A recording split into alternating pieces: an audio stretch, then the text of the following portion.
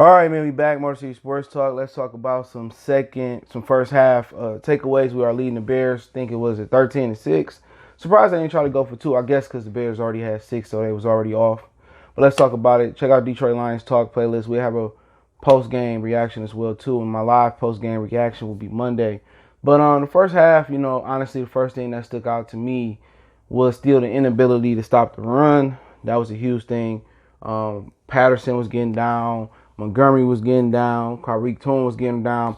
And one thing that shocked me was Matt Nagy kind of stuck with the run more than normal. Obviously, if you having success, he going to keep going to the well. But him and Andy Reid try to kind of overcomplicate things and try to pass the ball. So that was one of the things that stuck out with me as well. Also, some takeaways. They playing more zone. All right. It's not really being that effective, but they are playing more zone. And, a lot of those plays, you want to blame it on Trufant or this, that, and the third. Well, that one play I can't remember which was. He needed help. He was supposed to get help on the inside, but they playing more zone. They blitzing a little bit more as well too. So you could tell it's not Patricia calling the plays. It is Corey Ulan probably calling the plays. So they playing more zone. They sending more pressure, and they getting pressure on Trubisky. And Trey Flowers. He left the locker room. Not sure if he came back out there. But, when they rush 3 or 4, it just don't seem like they getting enough pressure. So, right now, it's be some issues playing zone, some communication things going on right now. But they are locking down in the red zone when it really count. And that's when Trubisky, really got to be pinpoint accurate when he's in the red zone because the windows are tighter. And also what's going on in the red zone as well, too. They not being able to get to run the ball, And when you can't run the ball in the red zone, windows become tighter and tighter and tighter and tighter. Other things that I noticed, Stafford looked sharp, looked mobile.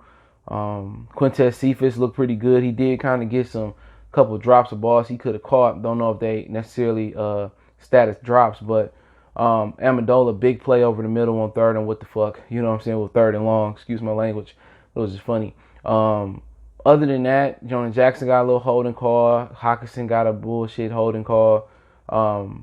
Really, to be honest, when I look at the defense, Trufant had a bad call, but he gave up a big play on the outside of Rockley. But it's going to take some time. Coleman got injured as well, too, so hopefully he can come back. But it's going to take some time. I can see Ulan is actually calling the plays. They bringing pressure.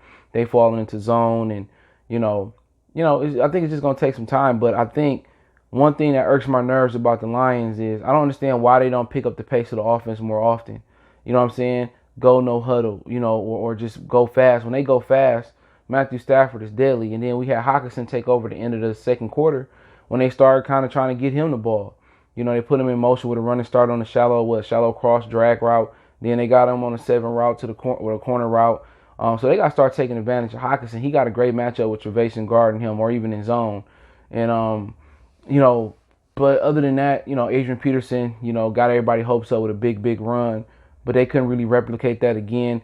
I think one of the reasons they can't replicate a lot of success in the running game is because they don't run with a fullback. When Adrian ran on that play, Adrian had a fullback in front of him, with their full head of steam. So that's something else you got to kind of look at as well, too. They need to run behind a fullback more. Kerryon Johnson hasn't impressed me at all yet. DeAndre Swift got a touchdown at the end. And also, the play that Quintez Cephas ran that Kenny Galladay slant and, he didn't catch the ball. Right before that play, a couple plays before that, Matthew Stafford had DeAndre Swift open for a touchdown on the Texas route. So, but yeah, Jamie Collins got ejected. Let's finish off on there. He got ejected for, trying to demonstrate what David Montgomery was doing. You're not supposed to really lead with your crown and your helmet. They changed that rule a couple years ago. And he was showing the referee, and he bumped the referee on his chest. The referee threw him out the game. That was one of, I think, our top free agents that we got, in my opinion. And it just seems like when people come to Detroit, they just start doing dumb stuff. Remember, Anquan Bolden started getting bullshit penalties in that playoff game versus Seattle. So, at the end of the day, Jamie Collins, it was a stupid shit. He going to end up getting fined, hopefully not suspended. But good, we got Tavai and Reggie Ragland as well, so we kind of deep at that position. But, boneheaded play by him. I'll elaborate more at the end of the game. But right now, we up 13-6. Let me know what you guys think. Don't forget me on Facebook, Instagram, Twitter. You can reach out if you got business questions, inquiry, sponsorship, video requests. All my social media links in the description. Want to make a donation? Cash App CJ Good 313. PayPal link in the description. Trying to go fast. One time for the one time. Motor City Sports Talk. We go.